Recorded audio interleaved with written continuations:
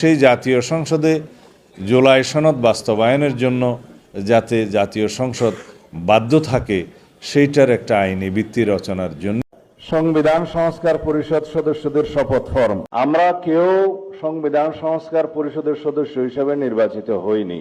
এই জুলাই সনদ হবে জাতীয় জীবনে রাজনৈতিক সমঝোতার একটা ঐতিহাসিক দলিল, পূর্ণাঙ্গ দলিল, যা বাস্তবায়নের জন্য আমরা সবাই প্রতিজ্ঞাবদ্ধ, অঙ্গীকারাবদ্ধ।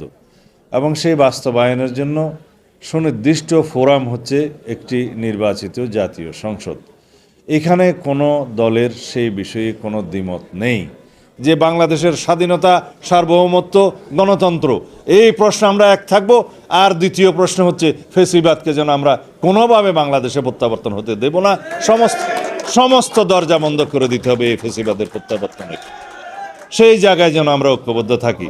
আমাদের ইনশাআল্লাহ আগামী দিনের সেই বাংলাদেশ, শহীদের স্বপ্নের বাংলাদেশ প্রতিষ্ঠা করব, সেই অঙ্গীকার ব্যক্ত করে প্রতিশ্রুতি দিতে হবে, অঙ্গীকারাবদ্ধ হতে হবে।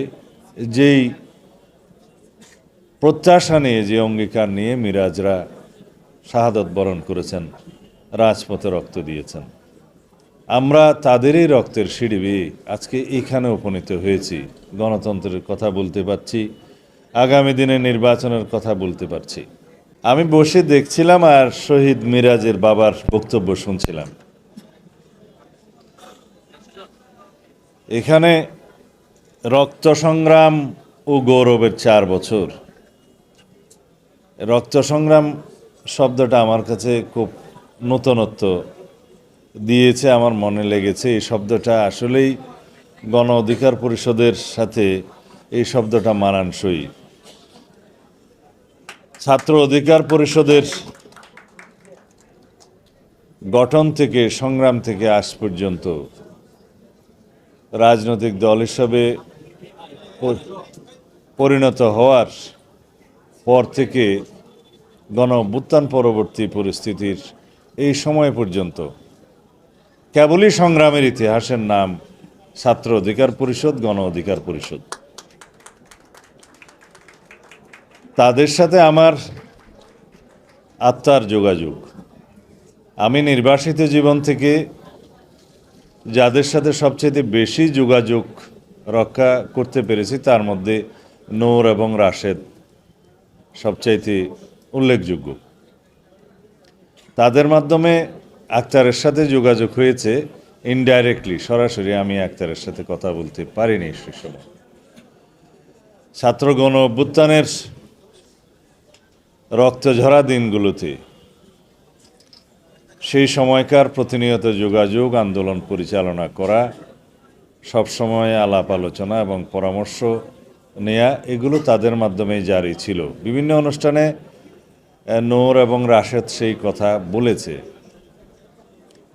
আমরা বিএনপি, ছাত্রদল, যুবদল এবং অন্যান্য অঙ্গ সংগঠনের পক্ষ থেকে সেই ছাত্র গণ অভ্যুত্থানের বিভিন্ন পর্যায়ে কিভাবে অংশগ্রহণ করেছি এবং কিভাবে অংশগ্রহণ করতে হয়েছে, সেই আন্দোলন কিভাবে সমন্বয় হবে, তার অনেকটা সমন্বয়ের দায়িত্বে নূর এবং রাশেদ ছিল।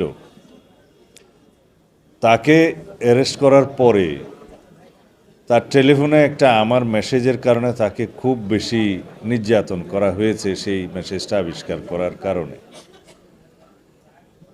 রাশেদ তো তখন এমন অবস্থা যে পালিয়ে বেঁচেছে এবং তার পরিবর্তে বিশ্ববিদ্যালয়ের একজন শিক্ষকের মাধ্যমে আমার যোগাযোগ রক্ষা করতে হয়েছিল।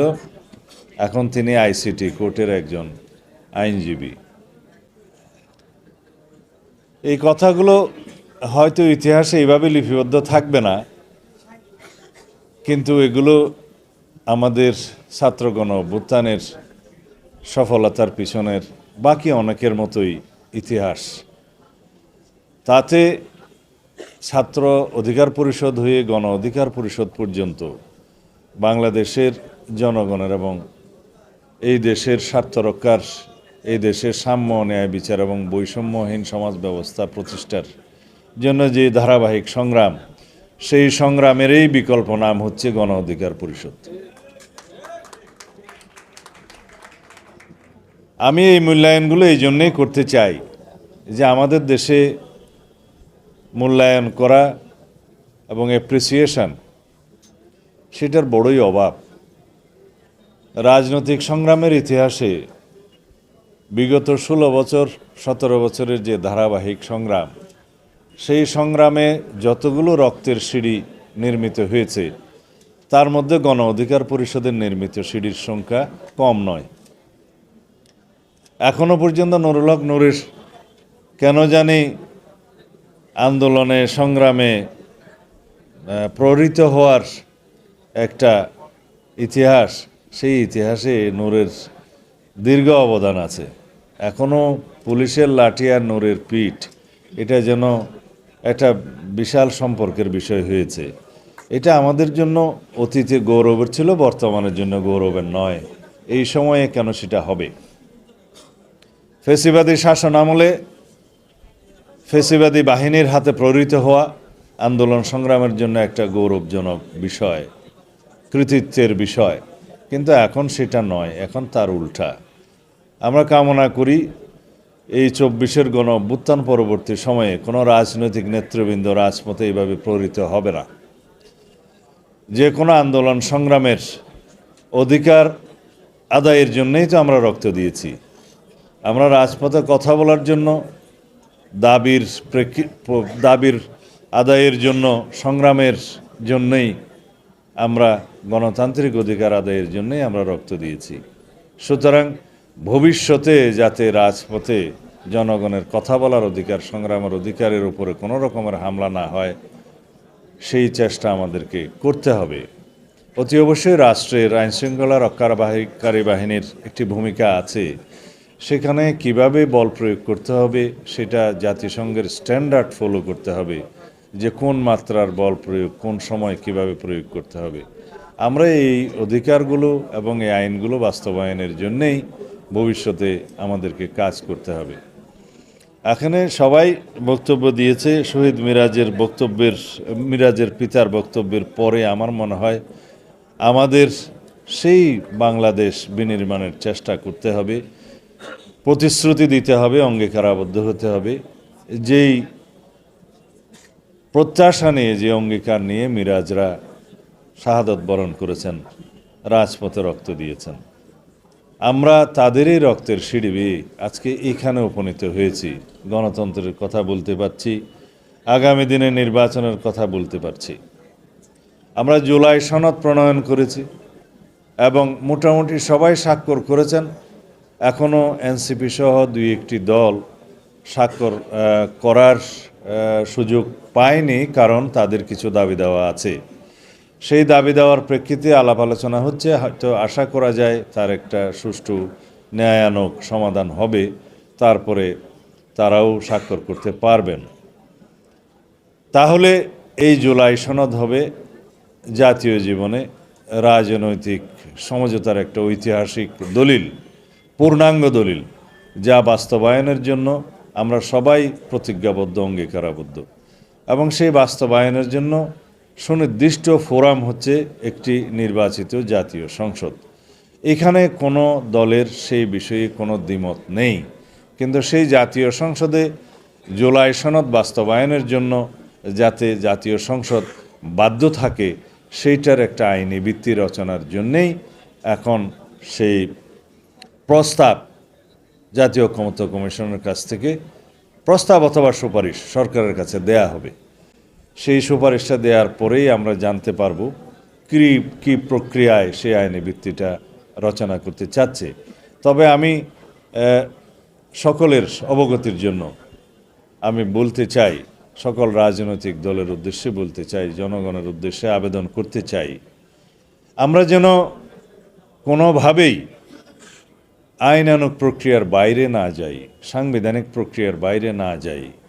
আমরা যেন এই জাতিকে একটি সুষ্ঠু নিয়মতান্ত্রিক ধারার মধ্যে দিয়ে পরিচালিত করি।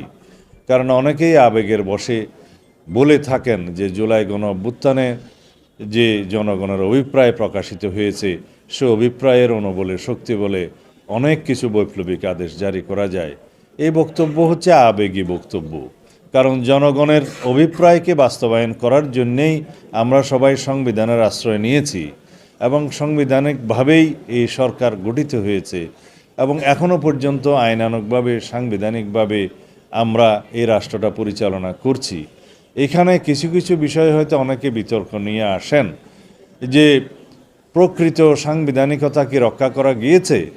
এ আমি সবসময় উত্তর দিয়েছি, যত কিছু আমরা 106-এর মধ্য দিয়ে সুপ্রিম কোর্টের অনুমতির মধ্য দিয়ে আমরা বৈধতা দেওয়ার চেষ্টা করেছি, তারপরেও কিছু কিছু বিষয় আমাদের কাছে এমন মনে হয় যে সংবিধানের কিছু কিছু ধারা বোধহয় অ্যাব্রোগেটেড হয়েছে, কিন্তু সেটার লেজিটিমেসি পরবর্তী পার্লামেন্টে অবশ্যই সরকারের কর্মকাণ্ডকে যখন বৈধতা দেয়া হবে তখন সেটা সংবিধানের 4র্থ তফসিলে ধারণ করে তাকে বৈধতা দেয়া হবে, রেটিফিকেশন করা হবে।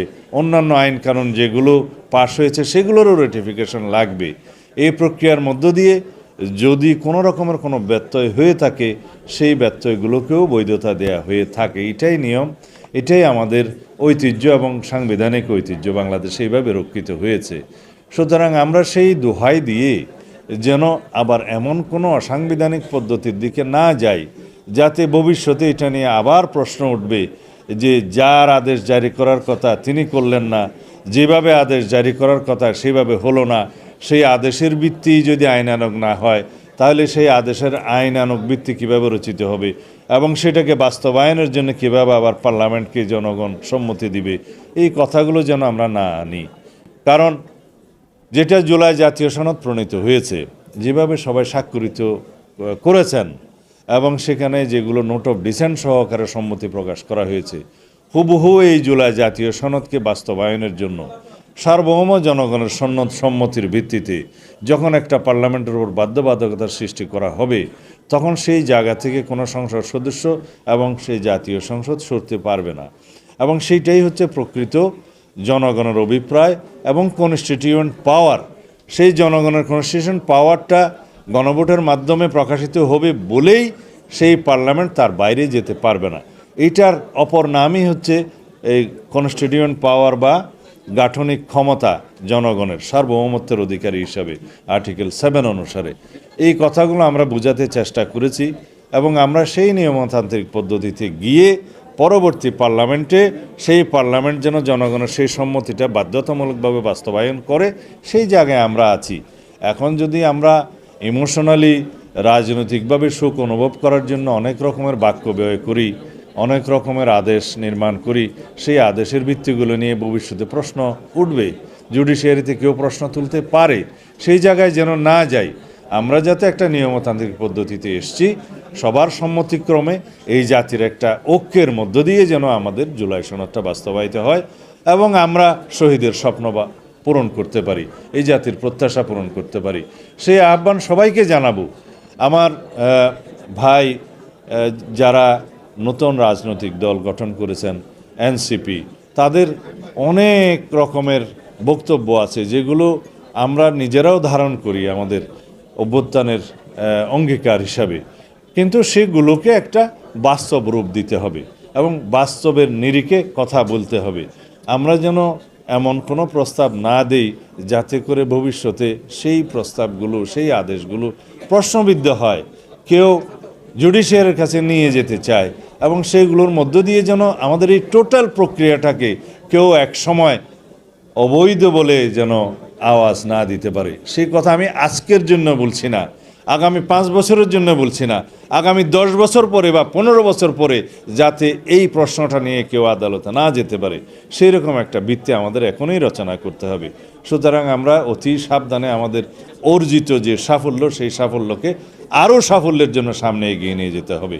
আমরা চাই আমরা সবাই যেভাবে ঐক্যবদ্ধ হয়েছিলাম ফ্যাসিবাদ বিরোধী গণতান্ত্রিক আন্দোলনে, যেভাবে আমরা ঐক্যবদ্ধ থাকার কারণে বিজয়ী হয়েছিলাম, যেই কারণে ফ্যাসিবাদের পতন হয়েছে, পালিয়ে যেতে বাধ্য হয়েছে, সেই রকম ঐক্য যেন আমরা বজায় রাখি। এই ফ্যাসিবাদ বিরোধী জাতীয় ঐক্যই হবে আমাদের সামনের দিনে এগিয়ে চলার জন্য একমাত্র শক্তি।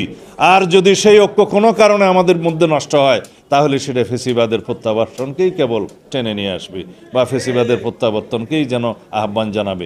আমরা যেন সেদিকে না যাই। আমরা সবাই এমনভাবে জাতীয়ভাবে ঐক্যবদ্ধ থাকব একটি প্রশ্নে, যে বাংলাদেশের স্বাধীনতা, সার্বভৌমত্ব, গণতন্ত্র, এই প্রশ্নে আমরা এক থাকব। আর দ্বিতীয় প্রশ্ন হচ্ছে ফেসিবাদকে যেন আমরা কোনোভাবে বাংলাদেশে প্রত্যাবর্তন হতে দেব না। সমস্ত দরজা বন্ধ করে দিতে হবে এই ফেসিবাদের প্রত্যাবর্তনের। সেই জায়গায় যেন আমরা ঐক্যবদ্ধ থাকি। আমাদের ইনশাআল্লাহ আগামী দিনের সেই বাংলাদেশ, শহীদের স্বপ্নের বাংলাদেশ প্রতিষ্ঠা করব, সেই অঙ্গীকার ব্যক্ত করে আমি বিদায় নিচ্ছি। খোদা হাফেজ। বাংলাদেশ জিন্দাবাদ।